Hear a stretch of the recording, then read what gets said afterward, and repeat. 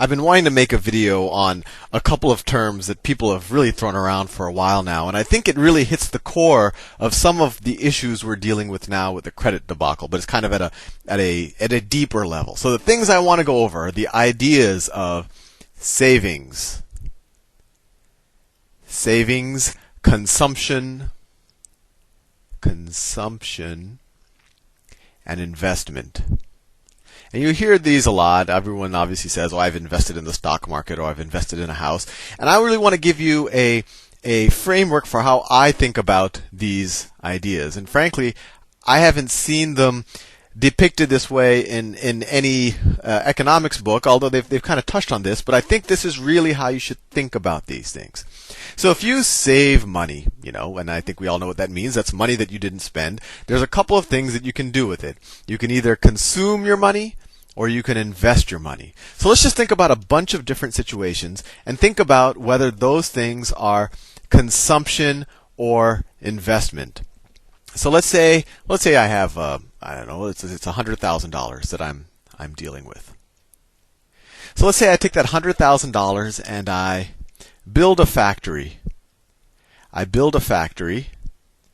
And I think that factory is going to be able to produce, I'll make up some product. It'll be able to produce cars more efficiently and cheaper than any other car factory out there. Well, I think we'd all agree that this is an investment. And why is it an investment? Because I'm taking this $100,000 and I'm putting it to some use that is creating hopefully more value than my original $100,000. In fact, I'm expecting some type of a return on this investment. And I've made a bunch of videos on what a return on investment is, and you can usually quantify it, right? If I take $100,000 and I build this factory, and this factory spits out $50,000 a year, it's probably creating at least $50,000 a year of value, assuming that nothing corrupt is happening in our system. In fact, it's normally creating more than $50,000 a year of value. It may be creating $100,000 a year of value. $50,000 of that maybe is going to the person who's doing the production, and then the other half of the value is actually going to the consumer of whatever this factory is making. And you have to think about it, because if all of the value went to the person who produced the factory, then there's not a huge incentive for someone to use its products anymore. But anyway, that's not the topic of this discussion. We're just trying to get a mental framework on what consumption is versus investment. So I think we all agree that if I were to build a factory, that this is, let's say I'll do everything in green as investment. So building a factory is an investment. Now let's say that I'm homeless. I'm homeless and I have this $100,000, and because I'm homeless, I don't have a place to go and eat dinner and rest and relax, and because I don't have that, I can't get a job and I can't become a productive member of society. So maybe I'm going to use this $100,000 to buy a simple house that meets all of my needs. So let's say build a simple house, and I'll do that in a neutral color. Build a simple house.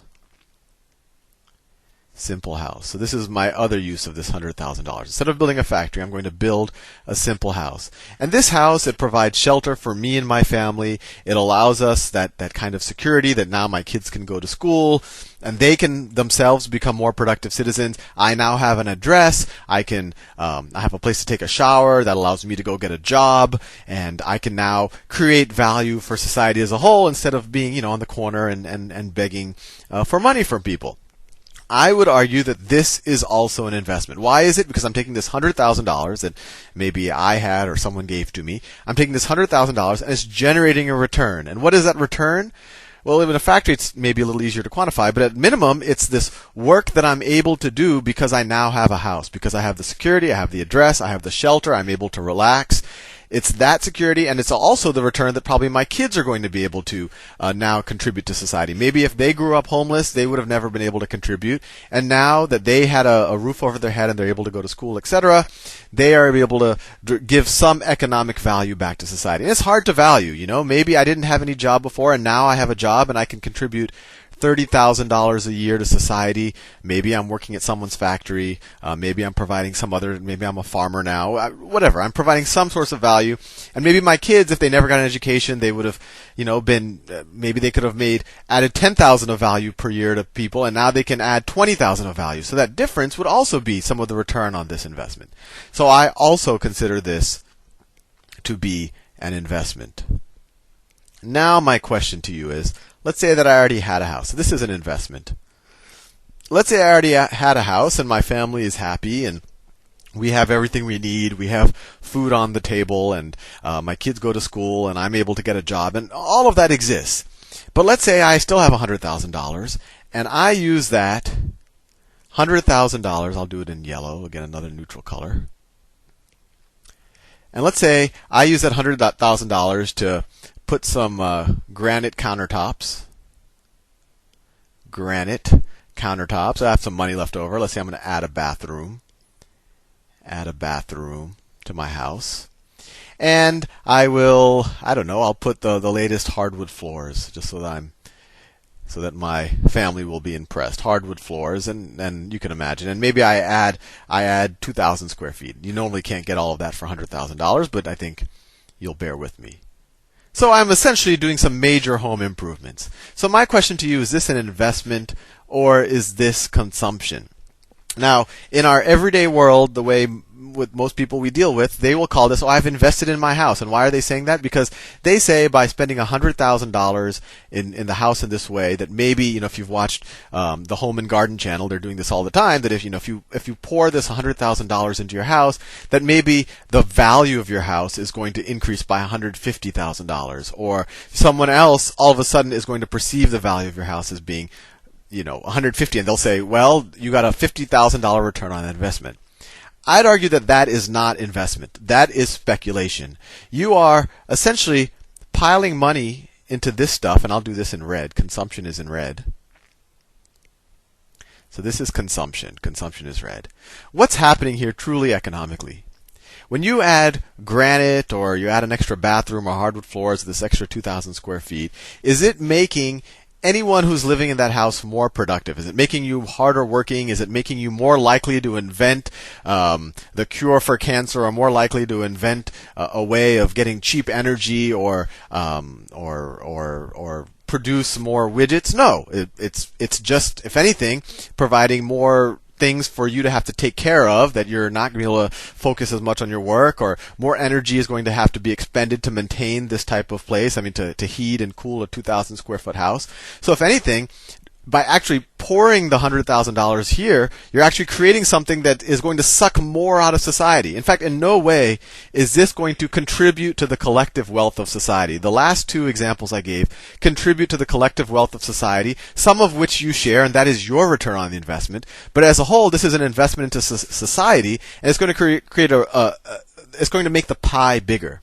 This right here does not make the pie bigger. It might make you a little bit happier, it might make your ego feel a little bit better, let your pride grow and your self-righteousness grow, and show other people that you've arrived, but it's not going to increase the wealth of society. And when you say that you've invested, you're really just saying, I've speculated. What you're saying is, by paying this $100,000, you're going to find essentially a greater fool out there who, before they could have done the same thing. They could have bought your house, spent $100,000 and done this if this is what would have made them happy. But what you're saying is essentially that you're going to find somebody out there who's willing to pay $150,000 extra dollars for something that should have only costed $100,000. And in fact, if anything, if you use this at all, the value of this is going to go down. So you're just somehow assuming that, and you're assuming that the granite countertops that you choose are going to be the taste that someone else would like, or that the hardwood floors are going to be the taste that someone else is like. I would actually argue that when you customize your house in this way, you are creating $100,000 of consumption to your taste, and I would be surprised if someone else truly is willing to pay more than $100,000, unless they are being in some way irrational, or they can finance this because it's part of the mortgage. Anyway, this is, I think, just the big picture. Investment adds value to society. Investment, a simple house, adds value to society. Consumption is something where people might call it an investment because it's kind of speculation. It might find some other guy who's willing to emotionally pay more for something, but it is not in any way, it's money that's burned. It's not creating more value for society. I'll continue this.